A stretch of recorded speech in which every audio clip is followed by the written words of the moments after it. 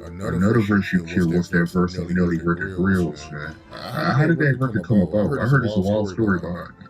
Being on grills. Yeah. This is something that still is kind of unbelievable to me. Of course, one, because of how, big the song got, being nominated for a Grammy or being a global commercial for me and Johnny to sell grills, or, just being such a hip-hop great song. Also being, of course, a crossover kind of song, because all my other music was about cars or like street kind of music where, now we talking about like something where you play it on a pop radio station and they gonna know songs as well. So for me to be a part of something like that, then you talking about Nelly, Jermaine Dupri, Big Gil, Ali, hey, say man, you talking about some greats, so to be able to have a song with them, or be associated anyway with them. I just saw something the other day talking about Jermaine Dupri got the most number ones of any other hip hop producer or any other producer or something where he got like 12 and Brian Michael Cox got 11 or something like where they was like neck and neck, but they both was like the most number ones.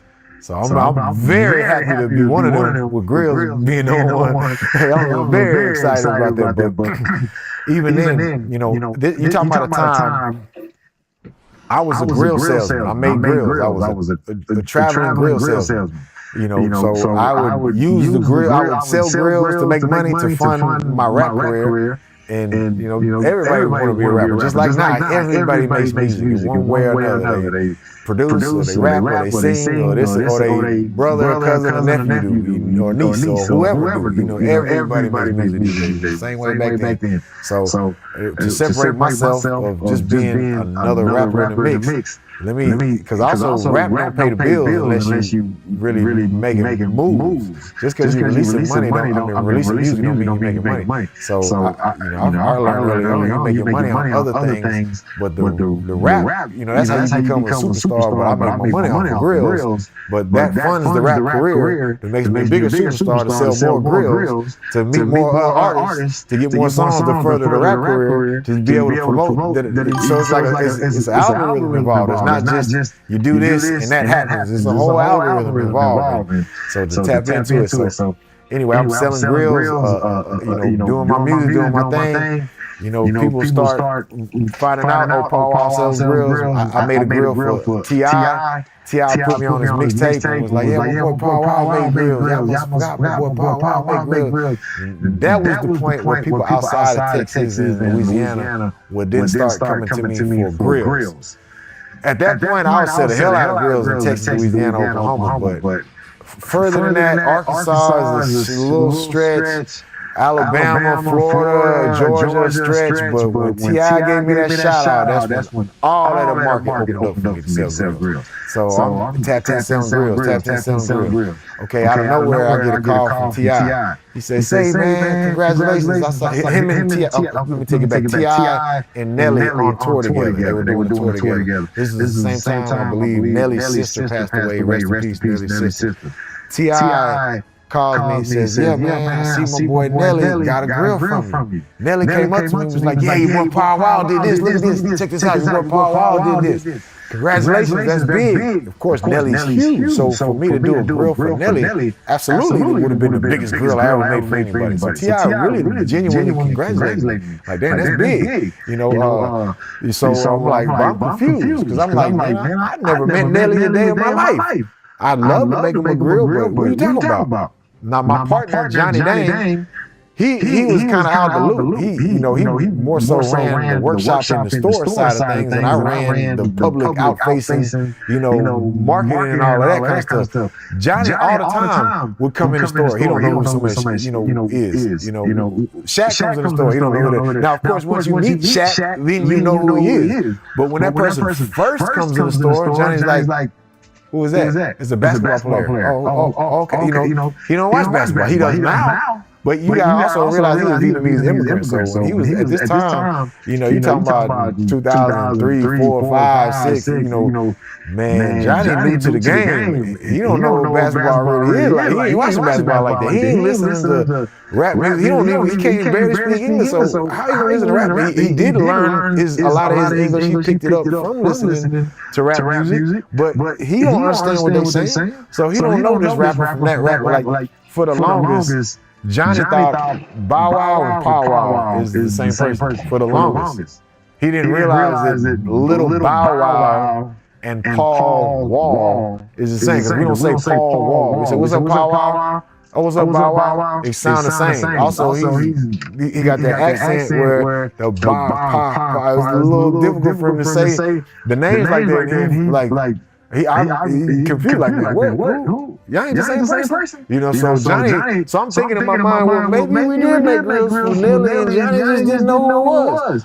I mean, even then, like, when Young Dolph, rest in peace to my brother, when he blew up and you know, came and got a whole new set of jury from Johnny, you know, it was at a time where it was like, oh yeah, I've been selling you jury for years. But he just wasn't a famous rapper. He just was a dope boy, a trapper. You know what I'm saying? So that's also. So we sell stuff to people.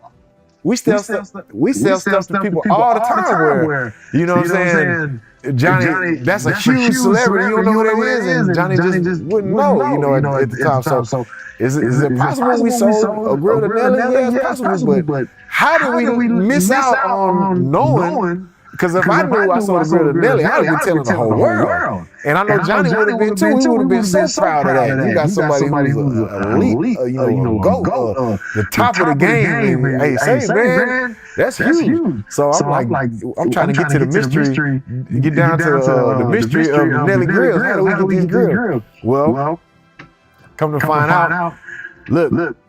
Selling grills is something that took me to different levels in my rap career. And there are other rappers who also learned that. They discovered that if you sell grills, it will help you. It'll help Paul Wall. Because I'm not shy to tell it. I'll tell the rappers now, yes, it helped me a lot. If you got an opportunity to, you know, sell grills or jewelry, and you want to use that to further your rap career, by all means, do that. I'm not going to be salty. I'm going to be like, yep, it worked for me, it's going to work for you. You know what I'm saying? If you work at the Cadillac dealership, hell yeah, I'm going to do a song with you if you give me that Cadillac for a cheaper price. You know, it's the same for grills or whatever. You work at the Versace store, you want to make music, and you give me a discount on Versace, and it's going to be 40% off everything in the store.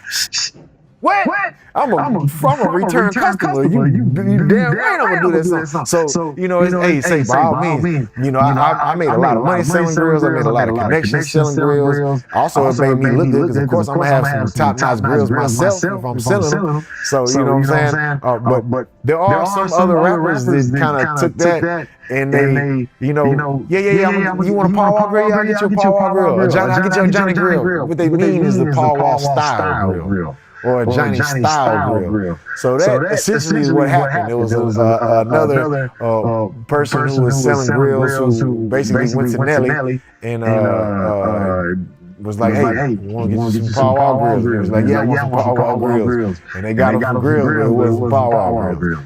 It was in the similar style, but it wasn't the same. Now, I only found this out because, you know, that's just behind the scenes. But in my mind, I'm like, who made Nelly some grills? Because we didn't make them. Johnny made Nelly some grills. Now, you know who Nelly is? And Johnny like, yeah, I know who Nelly is. Like I said, Johnny don't know who a lot of, at that time, he didn't know who a lot of people were. But even at that time, he still knew who Nelly was. So that's why I'm like, that's how big Nelly was. So that's why I'm like, well, damn, Johnny, if you know who Nelly is, then you would have known if we made him grills. And I told him, man, T.I. say, Nelly told him we made him grills. Johnny like, man, what?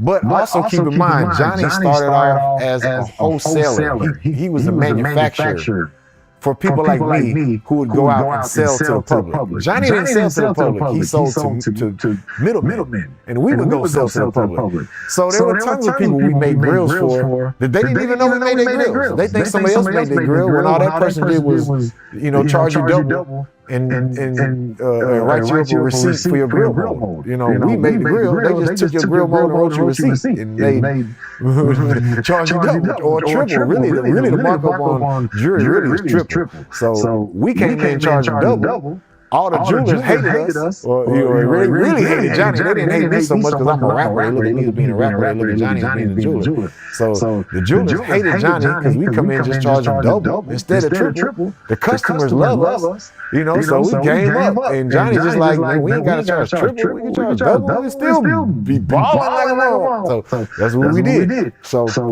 we thinking, okay, well maybe it must have been one of our wholesale grill salesmen who gave or sold, because they sold on the grills, who sold Nelly the grills. We just never knew. We left it at that till one day I'm in New York, and we checking in to a hotel in New York, and we look over and we like, oh, we go to St. Lunatics checking in. Nelly wasn't there, but we see the other St. Lunatics, some of the other St. Lunatics. We like, they go, Ali, this person, that person, Murphy Lee. They go, man, you know, we hype. Then they icons, we love them. So we like, damn, you know, we kind of check in. We just like a little nerve, like, hey, what's up? We don't say, hey, what's up? How you doing, big fan? You know, all of that. Well, of course, you want to, but you don't want to like. There's also, you know, ladies with them. I don't know, is this their wives or girlfriends? Is this their assistant publicists? But regardless of whoever's with them, for whatever reason, we don't want to embarrass ourselves.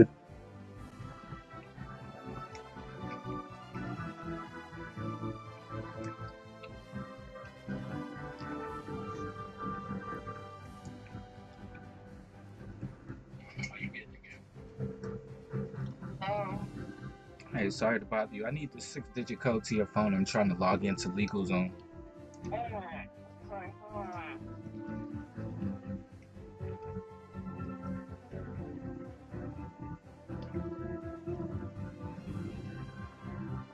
958-648.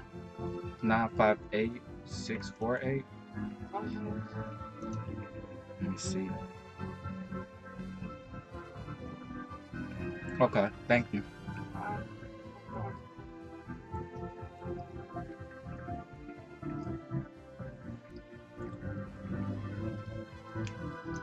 You know what I'm saying? And you know, I've been embarrassed a few times. Hey, how you doing? When you trying to show somebody love, and they're like, get away from me, we don't want to talk to you. Like, damn.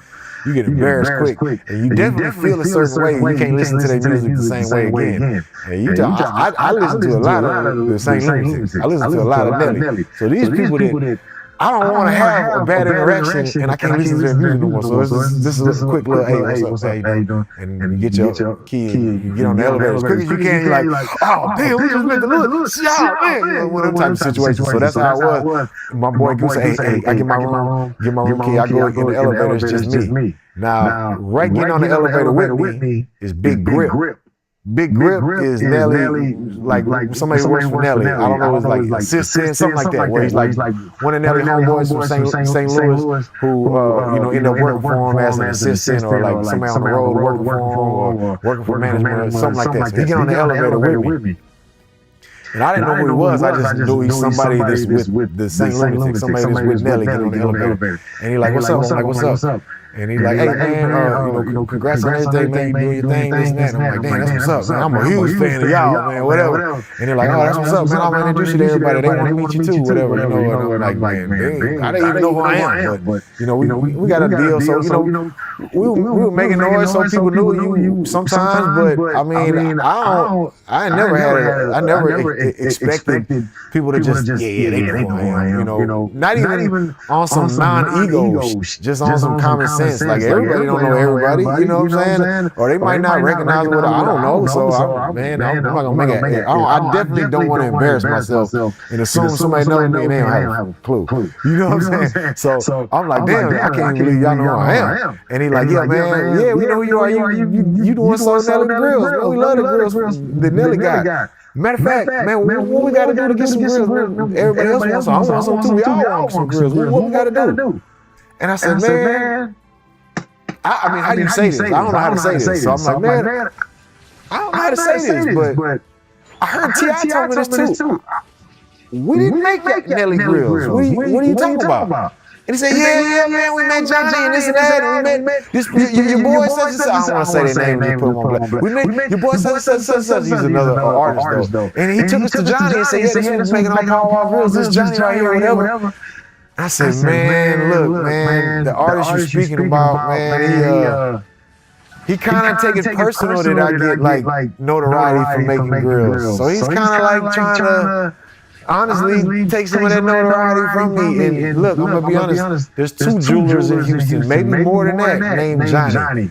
One is named Hassan, but his nickname in America is Johnny. One is named Twan, but his nickname in America is Johnny. I guess both of those names is like if somebody named Juan. It's all John. It's all the same name, but it's like the American or wherever they're from version of the same name. You know what I'm saying? So, but none of these jewelers' name on their birth certificate is John or Johnny. So you know this other jeweler, one jeweler, the Johnny that everybody knows. No disrespect to the other jeweler, but I mean, there's one jeweler, there's one Johnny the jeweler that the world knows, and that's my guy. You know what I'm saying? That's my guy. And, you know, the other jeweler, he's a very successful jeweler. You know, he sold tons of jewelry. He made amazing.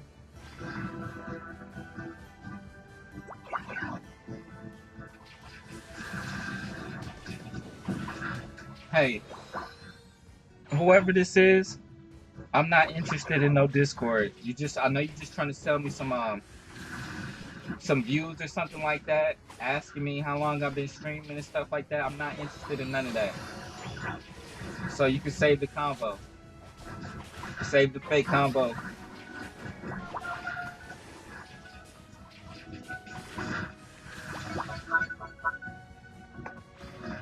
I don't want no link. I don't need it. I'm good. He makes great jewelry too. You know, I'm not knocking him by any means. But you know, when we say Johnny the jeweler, there's one jeweler that the world is thinking. The person who brought Nelly over there used Nelly's, not knowing the situation, the politics of Houston jewelers or Houston rap jewelers or Houston rap entrepreneur jewelers, whatever it is. He don't know this. He just getting the grill. So anyway. I tell when Big Grip says, yeah, man, take us to Johnny this and that. I said, man, you know what I thought about it? I said, just for my own, for some gigs, for my own purposes. I said, hey, man, let me ask you something. When y'all went to Johnny, was it an Indian guy or was it an Asian guy? And he said, no, he said it was an Indian guy. And I don't know if Johnny's the other jeweler Johnny. I don't know if he's Indian, but he's like Indian like looking. You know what I'm saying? So part of my English is not Indian, whatever his ethnicity or race is. But that's like what we say. Oh, the Indian guy. That's what everybody says. So that's what the world thinks he's Indian. Anybody who knows who he is thinks he's Indian. So it's man. But anyway, so I'm like, man, I go to the Indian dude or the Asian dude, and he say, what the Indian dude? I said, man, look, that's when I instantly knew. I said, okay, man, let me tell you. The person who took y'all over there, this person, is this who took y'all? Yeah, this who took us over there, your boy. I said, man, look, he's my boy in public, but really he's a little jealous of the notoriety I'm getting from selling grills. So he took y'all over there on purpose, because he didn't want to bring you to my guy. He brought you to his guy. I said, man, look, I'm happy Nelly looking good. His grills look good. They didn't look bad. But let me show you what one of our grills look like. Like, please let me. So he, all right, yeah, I'm gonna tell Mo, man. That's what everybody call Nelly, Mo. I'm gonna tell Mo, and then that's when I meet Nelly through text. Yeah, I see you. I see you, my boy Grip. Whatever, man. Yeah, hey, he said y'all make these grills, man. That's cool. I said, man, look, we did not, but look. Me and Johnny, we want to give you a set. I know you bought those grills, but we want to give you a set of grills to show you what one of our grills would look like. And I told Johnny, look, Johnny, we got to go in on the grill. At that time, the highest grill we sold maybe was around $20,000, $25,000. But that's what the sales price was. At that time, It cost us $20,000, $25,000 to make the grill cost us that. So the sales price on that, you talking about like $50,000, $7,500, you know, especially with the triple markup. You know what I'm saying? So hands down, for sure, Nelly's grill, the one we made for Nelly that we gave to him, that cost us $20,000. I'm talking about absolute wholesale cost. The very that's absolute $20,000. We still put $20,000 into it. You know, but it was a hell of an investment because let me tell you, that was hands down the most expensive grill we made to that point. And it was a walking billboard. And as soon as Nelly got his grill, he was like, "Hey, I love my grill. I got this song I'm doing. You want to get on it?" Hey, yeah, I want to get on it. What you mean? Of course I want to get on it. You know, and he told me, he was like, "Hey, man, you want to get on the song grills?" So I'm knowing, first of all, I made other songs about grills. I probably made 1,000, like I probably lit Paul Wall literally probably made over 1,000 songs talking about diamonds on your teeth or grills on your teeth. Maybe we didn't say grills or let me see your grill or what we said in the song grills, but I made so many songs about grills that nobody cared about. You know, so what that tell me? That tells me the missing link is not me. The ingredient is Jermaine Dupri and Nelly. I'm the garnish on the side. You know what I'm saying? I might have came with it on my verse. I did my thing. That garnish, when you getting that, you know, steak or whatever, you getting in that little parsley, whatever comes on the side, it look real nice. Sometimes they'll chop up the fruit and have it looking like a boat or something. You know, they do special things with the whatever. But you going for that steak? That's what you eating. You know what I'm saying? So I'm saying, like, I might have looked good. I might sound good on the song, but what make that song a hit is Nelly and Jermaine Dupri. It is not me. I'm blessed to be part of it, but man, it is not me. But even then, you know, Nelly say, look, I got the song. I want you to get on making a song about grills. What you think? You down to get on it? I'm like, hell yeah, send me the song. When we made grills, this was the week my album came out. Or right around that time. So I'm like, it's either the week or the week after. So right around that time, every single day, I'm somewhere. I might be one day in New York, Philly, and DC the same day, and the next day I'm in Indianapolis, you know, Atlanta, Mobile, and Jackson, Mississippi. And the next day, you're in multiple cities in one day, and you're going from the morning show to the after party at the club. You going, I'm talking about sun up to sundown, and you going from, you know, every star in that sky is gone. Till the sun come right back up. We was juicing every minute we could to make the most of that opportunity. Because I seen other artists come get major deals, and they like, yeah, I made it. They kick their feet back, yeah, I made it. They think that's a vacation. When you get your major deal, it's just like when you go to the pros. Tom Brady, LeBron James, Serena Williams, they working harder than anybody in college. Way harder than anybody in college. And they working harder than anybody in high school. And they working harder than anybody in AAU. So as you level up, it's a different level of commitment. It's a different level of grind, different level of dedication, a different level of sacrifice. So I know that going into, when I signed this major deal, I'm sacrificing everything. I didn't have kids yet. You know, I wasn't married yet. Man, this is all I got, man. I'm putting it all because it's bigger than me. Also, me being a fan of the Texas rap. Man, I know there's not a lot of artists from my era or my generation or my region to get a national spotlight put on them. So if you fumble that ball, that affects the person that come behind you. You know what I'm saying? If that fake punt don't work right the first time, they might not ever try it again. You feel me? So I'm knowing that. I'm knowing that, man. If I don't dedicate my all to this, then that's gonna affect, years later if Maxo Cream gets a deal, or Megan Thee Stallion gets a deal, or Toby DeWitt or Sauce Walker out there killing it. What I'm doing now is gonna affect. Of course, I'm not knowing these people then. You know what I'm saying? Because they're like 5 years old at that time. You know what I'm saying? Or maybe not even born yet. But I am realizing the gravity of the situation of whatever I do. This affects everybody in Texas. So I'm a steward for the Texas music scene. This is so much bigger than me. This is, so I'm the one, maybe carrying the torch at that moment, but I didn't light it. And if this motherfucker go out, I ain't got the slightest clue how to get it back lit. You feel me? I can follow directions. I'm following the directions that my OGs and my mentors and my heroes, I'm following the directions in the past or whatever they gave me or they told me. But I'm also knowing that I'm not the one that made this motherfucker light up. I'm just here being a steward to make sure it stays lit. It got to stay lit. When I'm done holding this mug, whoever's holding it next, it has to stay lit. When they holding it, they have to know everything that they taught me, and maybe even more, because the things around us is going to change. The torch has to stay lit. So I'm knowing every chance I get, I got to commit 100% to everything. So when Nelly says, man, come out to Atlanta and do this verse for the song. I said, man, I can't. I'm on the road right now. But send me the beat. I'll do it in my studio and send it back. Nelly, we texted. Nelly called me. Nah. We texted back and forth, but he called me at this point. Nah.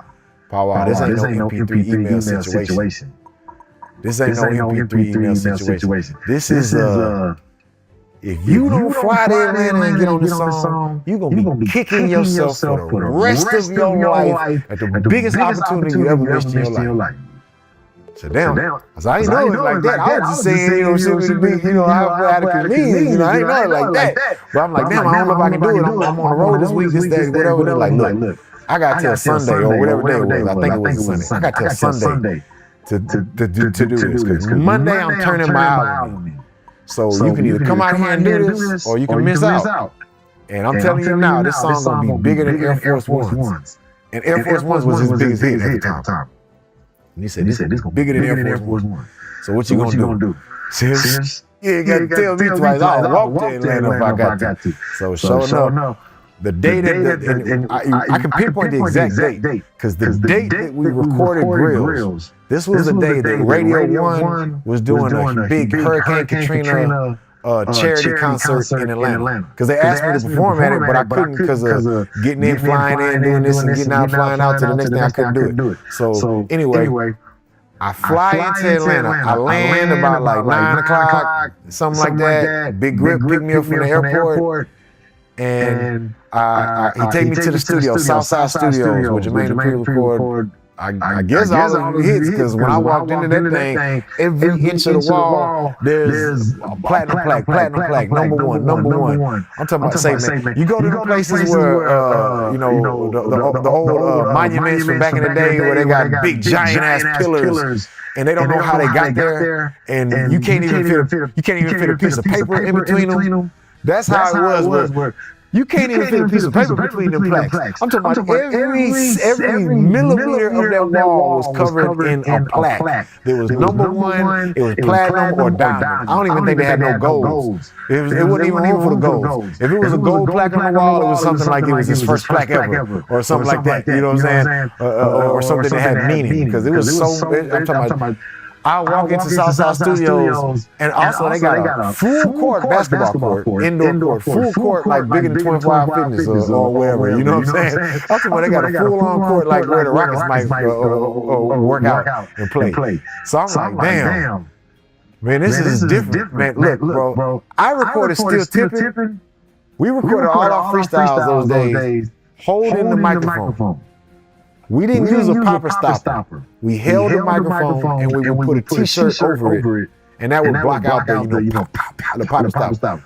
But we did it for a reason, because when we rapping, we would give it that freestyle cypher, freestyle feel where we freestyling. We in the zone, we freestyling. You hold the microphone. It would kind of change, if you get a little further away, it gets quiet. Yeah, it would affect that a little bit. But some of that is the magic in recording the freestyle. So that's how we record Still Tipping. I held the mic with a t-shirt over it. So I'm going from doing that at Michael 5000 Watt's house. Also, we recorded our freestyles at his childhood home we grew up in. That looked like it ain't been clean since he cleaned it when he was in junior high. You know what I'm saying? We called it the Dust Bowl. The nickname of the studio was the Dust Bowl, because you go like, and your whole hand would be covered in covered in dust, because it was just so much dust everywhere in the studio. But it was like records, like he had a record collection that was out of this world. He had equipment that was out of this world, but it was just dusty as all outdoors. So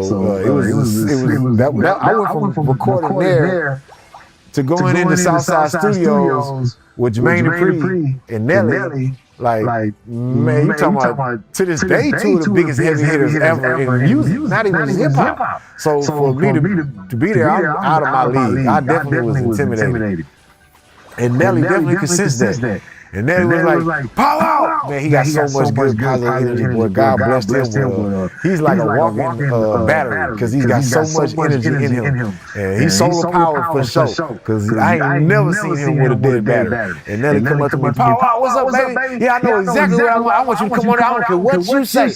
I don't care what you say. But you gotta come on now. What it do, baby? It's power wow, baby. What it do, baby? It's power wow, baby. And he's what it do, baby? He put his hand on my shoulder. Wow, baby. What it do? And when he put his hand on my shoulder, that's when he started like physically charging me up. Like this is like only way I can explain it. Like him putting his hand on my shoulder and I can feel the energy. Just I got that energy. And he like, all right, I'm about to go do my show for Radio 1 for Katrina, and I'll be back. And so he left and went and did the show. And I'm also like, damn, I wish I could go, because they wanted me to perform. And I'm also like, damn.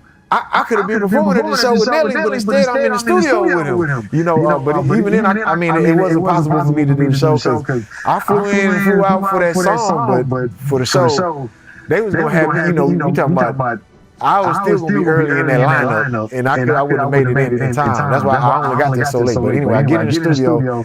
Nelly got me wired up. He got me energized, got me pumped up. I got my first line, what it do, baby? It's the, you know, and I put it's the Iceman Paul Wild. What it do, baby? It's Paul Wild, baby. I just kind of changed it around. And so I got my first line, but I know, okay, Nelly, Jermaine Dupri, and St. Louis, Texas, everybody's with him. The whole squad, they gone. Right now it's me and the engineer, you know. So in my mind, I'm like, okay, the hourglass is upside down, it's ticking now. The sand is coming down. Eventually they're gonna come back. I'm not trying to be here writing my verse or recording my verse with Nelly, St. Louis, all the people in the room. You know, there's a benefit to that, because then they can give me points. Hey, say it like this. Hey, say that, say this. But I'm gonna be nervous as hell. So I'm like, damn, I gotta get this done before they come back. And if they want me to change something or do whatever, that's fine. But I gotta get the first version done before they come back. So I work, get my verse wrote, get in there, deliver it, say it, and right when I'm like doing my ad-libs, I did my verse, did my double, did this, did my stacks, doing my ad-libs, my last thing. Everybody starts coming back into the studio. They're coming back from the show. Now, I was blessed to have some hometown homeboys there. My boy Sean Stovall, my boy Brian Michael Cox. They both from Houston. So, and I knew they're both people that I knew in Houston. Me and Sean Stovall, we used to go to the club all the time, see him every night at the club together. So we was like club homeboys. Hey, what's up, baby? What's up? You know, somebody, one of your boys, you don't like know him, but you know him because you always see him out. Brian Michael Cox, he went to school with so many people I know, and he went to like he went to high school for Performing Visual Arts, HSPVA in Houston. It's like where the real artists like go. Like I can't play a lick of music. I don't know music theory, but the people that can went there. So Brian Michael Cox, he went there. That's where the Brian Michael Cox is, even though there's only one. The people that like aspire to be Brian Michael, they went to HSPVA. But HSPVA, they did have a lot of, they got, their alumni is not too shabby. They got some historic alumni. But Brian Michael Cox, one of them, I know people that went to high school with him. So we were friends of friends. So there's people that I know. Like I know these people, I'm in there. And as soon as I walk through the doors, you know, even before I lay my verse, and they all go, because they all went to the show too. But even before all of that, when I'm in there, they wired up. Man, we finally got some Texas in here, man. We got nothing but Atlanta, nothing but Memphis, Florida. Finally, we got some Texas in here, because they had been there holding it down for Texas. Like, man, now Texas got this, Texas got this. Just wait till somebody from Texas comes through. Wait till somebody from Texas. So they were like, man, finally. finally we got somebody from Texas. And I had some drink with me, so this is the first time a lot of them were like even knowing like what cough syrup is or even seeing it in person or know what it is. And I'm pouring up drinking, you know, I'm not gonna say who was or wasn't, I'm gonna let them say it themselves, you know what I'm saying? But some, you know, there's definitely some other people there that was partaking, and it was like, damn. I'm thinking like, damn. Man, wait till I tell my homeboys on the block who I'm in here drinking with. Who got a cup? I got a cup. They got a cup, man. You would never believe. Even now, you never believe it. You know, some of these people, you know, we sharing that Texas culture with them. You know what I'm saying? But it's like Brian Michael Cox and Sean, my boy Sean Stovall, where we was in there representing, and they as well, they gave me that motivation. They gave me that confidence. But they also let me know, say, man, you doing this for Texas. Because if I come on that whack, you're going to take me out. And that was the shot that Texas had to be in the mix, and now we out the mix. You know what I'm saying? So, you know, I was wired up. And then they come back, like I say, they come back. They all in there, Brian Michael Cox and the boy Sean Stovall. They hear my verse. They like, yeah. They super wired up. Now, of course, I did do my thing on there, but they were cheering me on a lot like I won the championship. Part of that was because they were happy. They knew what it was. They was also probably feeling good, you know what I'm saying, coming back from the show or this and that. But, you know what I'm saying, they also, you know, they like, man, yeah, we told you Texas could hold it down. We told you I can't fuck with Texas. Come on. You know what I'm saying? So, you know, it was what it is. It was me and Nelly just only our verses. And I remember saying, Nelly, what you gonna do about the third verse? I just was curious. Like, is somebody, is it just gonna be me and you? You gonna put somebody on the third verse? You gonna do another third verse? What you gonna do? And he said, man, I got another third verse. And he let me hear it. He already had it recorded. And I love it because he shouted out Johnny Name. I think he shouted out the jeweler he got his first grill from, King Johnny and TV Johnny, my Johnny, the Johnny. So he shouted both of them out the song, and I was just thinking to myself at the point he let me hear it, like, man, this is gonna be huge for Johnny. He got a shout out from Nelly. That's big. That's huge, and huge for Texas selling grills. Even though our competition got a shout out on there as well, that's huge for us as a Texas. You know what I'm saying? It's like that's a really good look for Texas. So even then, I never got upset if somebody came to Texas and went to a different jeweler. You know, I mean, I don't get upset if they go to another state either, but when someone came to Texas, and even if they went to another jeweler, I found pride in that. Man, Texas makes some good grills in Texas. You know, we like Grills Alley. You know what I'm saying? Over here where there's multiple jewelers that can give you some top quality stuff. Of course, you know who the top is. The top is still the top is. But but still having I always took pride in that. I never got jealous or looked down on them or was mad at other jewelers. Even if they used me or something, I was like, man, it just is what it is. You know what I'm saying? I'm like the face of grills, especially at that time. I'm the billboard for these styles of grills. So it's like, you know, I'm not mad at it. I never looked at the monitor. From the first grill I sold even to now, at no point ever, never once, wallahi, I swear to God, never once did I make this grill saying, oh, I can make this much money. I'm charging this much, we can make a lot of money. No, it's never that. You want to charge something that's reasonable, and it's never about how much profit I make.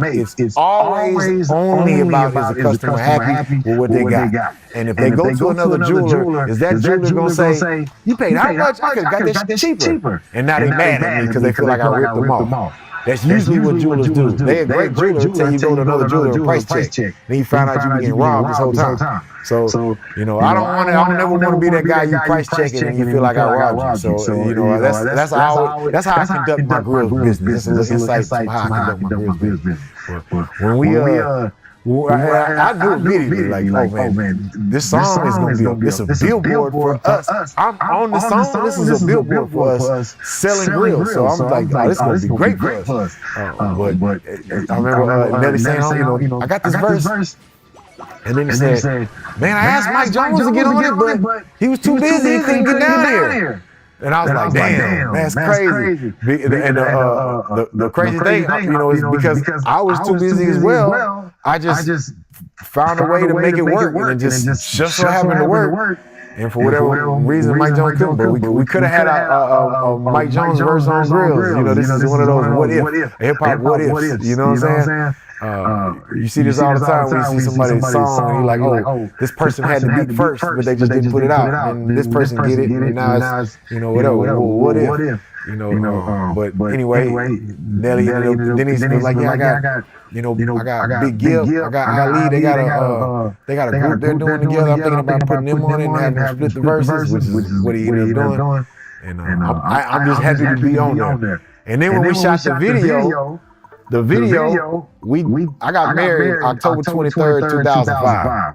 We shot the video October 22nd, 2005. So I go down there to shoot the video. It's one of them things where I either come down here to do the video or I'm not in the video. The video getting shot either way. It's either I come down here and I'm in the video or I'm not in the video. So me and Johnny, we went down there, got the video. Also, I know what it is. If I ain't in the video, I mean, Johnny might not get the same amount of screen time, you know what I'm saying? But if I'm in the video, then of course Johnny gonna get screen time. So it's it's also a business play for my business. It's my business. I know what that means. My business is front and center, worldwide on a Nelly song, you know what I'm saying? So this is crazy to me. So I'm like, okay, I gotta make it, but I can't miss this wedding. If I miss the wedding, my wife, my fiance gonna leave me. So we're making it work, but it's like one of the things where it's like, all right, the flight leave at 6:30. I gotta leave. That's the last flight. I gotta leave here at 5 to get there by 6 because it's 5 o'clock traffic. This is, you know what I'm saying? What if it's an accident? What if we get a man? You gotta plan for this. I cannot stay later than 5 o'clock. When that last take goes, I can't do another take. That's the last take. I'm gonna miss my wedding. You know. So anyway, we get to that point. They're like, hey, let's go here. We're gonna go here. Hey, Paul, come over here. We're gonna do this, that. And I was like, I can't. I gotta leave. And everybody, Nelly, Jermaine Dupri, all them like, man, you leaving? Where you going? I said, man, I gotta fly out. And then whoever, the director's assistant, whoever label assistant, oh yeah, Paul's getting married tomorrow. They're like, what? You getting married tomorrow? And I'm like, yeah, I'm getting married. And they like, first of all, they like, damn, we would have came to the wedding. You should have let us know. But they also like, man, boy, you really should have let us know because we would have threw you the world's greatest bachelor party of all time. And see, this is the issue with. I'm not saying you don't notice it like that. I'm not sure why you're asking this question, but this is the thing about just today.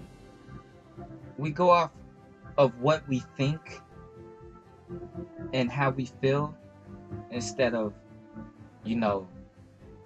facts, proper definition, math, science, biology. It's all about what people think and they feel. What do we think about when we see highest grossing? Who made the most money? It's as simple as that. Gross, like on your check when it tells you what your gross is how much money you made. That's how I feel about it. Who made the most? And it's saying Avengers Endgame made $2.799 billion. That's money. That's how much it was made. It don't have nothing to do with how good it was or how successful it was.